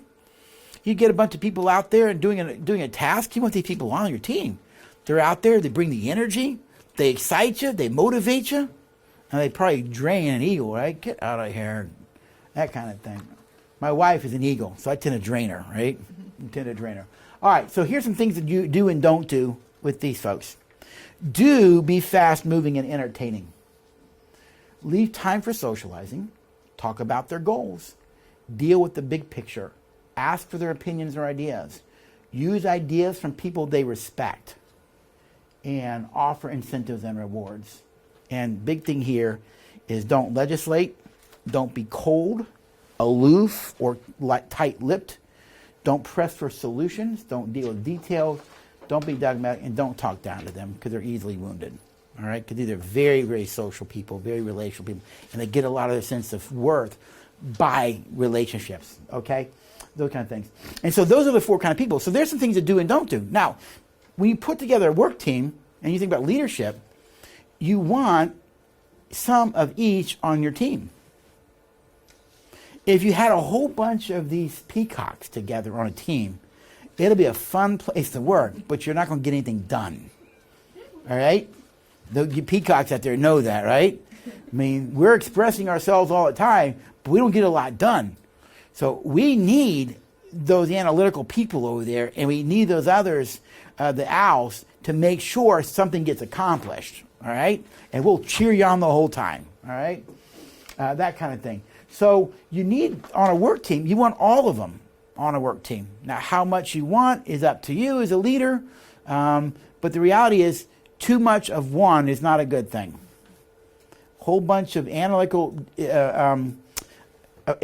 type of engineers is good if you're building a building. Okay? People like me, we make you feel good about the building, but in the end we couldn't build it well. All right? That's just the way life is. So the whole idea behind leadership personality is a part of who we are. It's a function of what we are, and we have to deal with them every single day in the workplace. And Jack Daly said it this: people are different. Act accordingly. People are different. Act accordingly. And it's beauty that captures your attention, personality that captures your heart. I like that quote. It's beauty that captures your attention, but personality that captures the heart. This leadership training we've done today takes you through you as a leader, and we looked at those parts of what it is about you as a person. Okay? Then we went and looked through leadership in the team. All right? And what does that mean as a team? And lastly, some of these skills, looking at skills, being the skill of dealing with personality, communication skills, how to handle difficult people, those kind of things. So that was the review there. If you go ahead and push that through thing. And I put a couple of quotes here. Leaders become great not because of their power, but because of their ability to empower others. That's John Maxwell, a great teacher in leadership. All right. And lastly, I use this one here. Yes, it gets at the mail, and I'm a military guy. But leadership ultimately is about what? It's about leading. And it is our hope and prayer that this training will actually empower you, give you some more information, tools, and thoughts to go out there and do better in your role as leaders and develop people to create another generation of leaders. Okay?